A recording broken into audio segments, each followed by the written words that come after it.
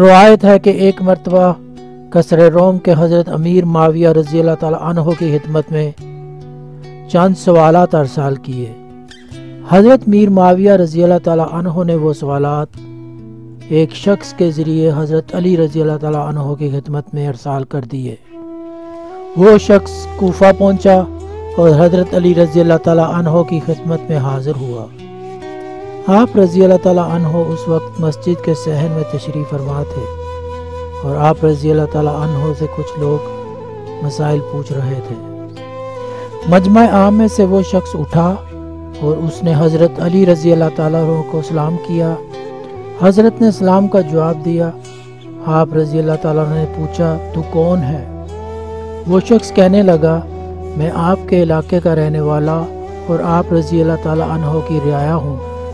हज़रत अली रज़ी अल्लाह ताला ने फरमाया, ना तो तू मेरी रियाया है और ना ही मेरी सल्तनत में रहता है। अगर सिर्फ एक दिन भी तू मुझे मिलता तो मैं तुझे पहचान लेता।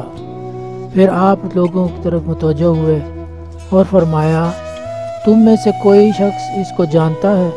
लोगों ने कहा, नहीं, हम इसे नहीं जानते हैं। आपने फरमाया, ना तो ये लोग तुझे पहचानते हैं और ना ही मैंने देखा है, लिहाजा अपनी हकीकत बता।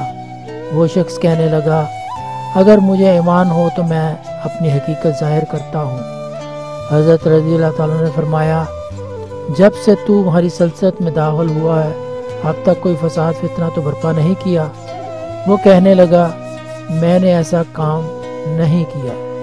हज़रत अली रज़ी अल्लाह ताला अन्हु ने फरमाया, शायद तू फिर किसी जंग के मौके पर इधर दाखिल हुआ हो। वो कहने लगा, हाँ ऐसा ही है। हज़रत अली रज़ी अल्लाह ताला ने फरमाया, जब जंग ख़त्म हो चुकी थी और हथियार रख दिए गए थे तो बाद में इधर आया है तो फिर तुझे ईमान है।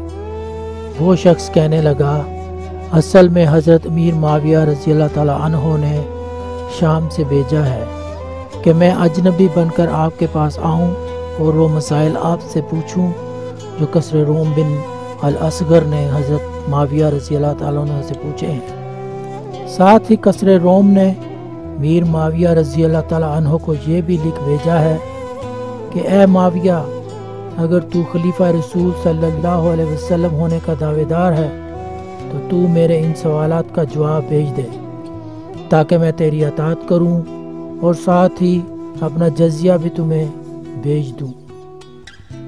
चुनाचे हज़रत मीर माविया रज़ी अल्लाह ताला अन्हो ने मुझे हुक्म दिया कि तू अजनबी बन। हज़रत अली रज़ी अल्लाह ताला अन्हो से ये मसाइल पूछा।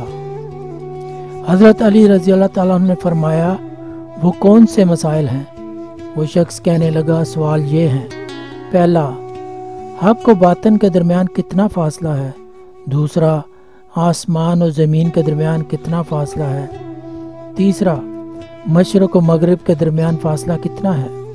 चौथा, कहकशां और कोसे कज़ा क्या है? पाँचवा, चाँद में निशान कैसा है? छठा, वो क्या शय है जो सबसे पहले ज़मीन पर चली? सातवां, वो क्या शय है जो सबसे पहले ज़मीन पर लर्ज़ने और कांपने लगी? आठवां, इस वादी का नाम क्या है जहाँ मोमिनीन की अरवाह जाते हैं? नौवां, कफ़ार की रूहों का मस्कन कौन सा है? दसवां, मोमनत क्या है? 11वां, वो कौन सी 10 चीज़ें हैं जो एक दूसरे से सख्त तर हैं? जब उस शख्स की गुफ्तगू यहाँ तक पहुँची तो हज़रत अली रज़ी अल्लाह ताला अन्हो ने फरमाया, मेरे बेटे हसन और हुसैन रज़ी अल्लाह ताला अन्हो और मोहम्मद बिन हनीफ़ा को बुलाओ। जब आपके फर्जंदान हाज़िर हुए तो आप रज़ी अल्लाह ताला अन्हो ने उस शामी शख्स से फरमाया, ये हसन और हुसैन रज़ी अल्लाह ताला अन्हो रसूलुल्लाह के फर्जंद हैं और ये मोहम्मद बिन हनीफ़ा मेरा फर्जंद है। जिससे मर्जी आए अपने सवाल पूछ ले। शामी शख्स ने इमाम हसन रज़ी अल्लाह ताला अन्हो की तरफ इशारा किया और कहा, मैं इस तवील जुल्फ़ों वाले नौजवान से पूछूंगा। जब उसने सवाल पूछना शुरू किए तो हज़रत हसन रज़ी अल्लाह ताला अन्हो ने फरमाया, पहला, ए शामी, हक़ और बातन के दरमियान 4 उंगलियों का फासला है। जो बात सिर्फ सुनी जाए वो बातन है और जो देखी जाए वो हक़ है। فاصلہ سے مراد آنکھ اور کان کا فاصلہ ہے جو صرف 4 انگشت ہے۔ شامی شخص کہنے لگا، حضور آپ کا یہ جواب بالکل درست ہے۔ دوسرے سوال کا جواب یہ ہے کہ زمین و آسمان کے درمیان مظلوم کی آہ و فریاد کا فاصلہ ہے یا پھر صرف آنکھ کی ایک نظر کا فاصلہ ہے، اس کے علاوہ کوئی دوسرا فاصلہ بتائے تو وہ جھوٹا ہے۔ تیسرا، مشرق و مغرب کے درمیان سورج کی ایک دن کی رفتار کا فاصلہ ہے اور اس کے علاوہ اور کوئی فاصلہ متعین نہیں کیا جاتا۔ شامی شخص نے کہا، حضور آپ کا یہ جواب بالکل درست ہے۔ چوتھا، کہکشاں اصل میں پانی کا ذخیرہ ہے جس سے خوشگوار پانی برستا ہے۔ کوس و قزح میں سے قزح شیطان کا نام ہے، بلکہ کوس کو اللہ کی کوس کہا جاتا ہے کیونکہ کوس اللہ کی طرف سے اہل زمین کے لیے امان ہوتی ہے۔ پانچواں، چاند میں موجود نشانات سورج کے نور کی کمی بیشی کے وجود سے ہوتے ہیں، اس لیے فرمان اللہ ہے کہ ہم نے دن رات کو نشانیاں بنایا ہے، رات کی نشانی مٹ جاتی ہے اور دن کی نشانی روشن رہتی ہے۔ چھٹا، پہلا چشمہ جو زمین پر جاری ہوا وہ وادی داب کا چشمہ تھا۔ ممکن ہے کہ داب اس مقام کا نام ہو جہاں سے وہ آب حیات کا چشمہ پھوٹا تھا۔ ساتواں، پہلا درخت جو زمین پر پیدا ہوا اور اس کے پر پتے تھر تھرائے وہ کھجور کا درخت تھا۔ آٹھواں، وہ وادی جہاں مسلمان اور مومن کی روحیں جاتی ہیں وہ وادی سلمہ ہے اور ممکن ہے کہ سلمہ وادی الاسلام کا دوسرا نام ہو۔ نوواں، وہ وادی جہاں کفار کی روحیں رہتی ہیں وہ وادی برحوت ہے۔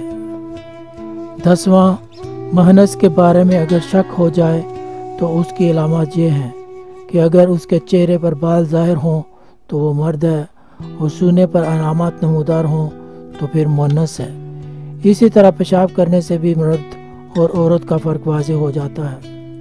11واں، وہ 10 چیزیں جو ایک دوسرے سے سخت ہیں ان میں پہلا پتھر ہے اور پھر اس سے سخت لوہا ہے جو اسے توڑ دیتا ہے اور لوہے سے سخت آگ ہے جو اسے پگھلا دیتی ہے اور آگ سے سخت پانی ہے جو اسے بجھا دیتا ہے اور پانی پر غالب وہ بادل ہے جو پانی کو اٹھاتے ہیں اور اس بادل پر غالب وہ ہوا ہے جو اسی کو اڑاتی ہے اور ہوا پر غالب وہ فرشتہ ہے جس کے حکم سے ہوا چلتی ہے اور اس فرشتہ پر غالب ملک الموت ہے جو اس موکل کو بھی فنا کر دے گا اور ملک الموت پر غالب موت ہے جو ملک الموت کو بھی مار دے گی اور موت پر غالب میرے رب کا حکم ہے۔ جب شامی شخص نے یہ جواب سنے تو بے ساختہ کہنے لگا، میں گواہی دیتا ہوں کہ آپ پسند رسول صلی اللہ علیہ وسلم ہیں اور آپ رضی اللہ تعالیٰ عنہ کے جوابات بالکل درست ہیں۔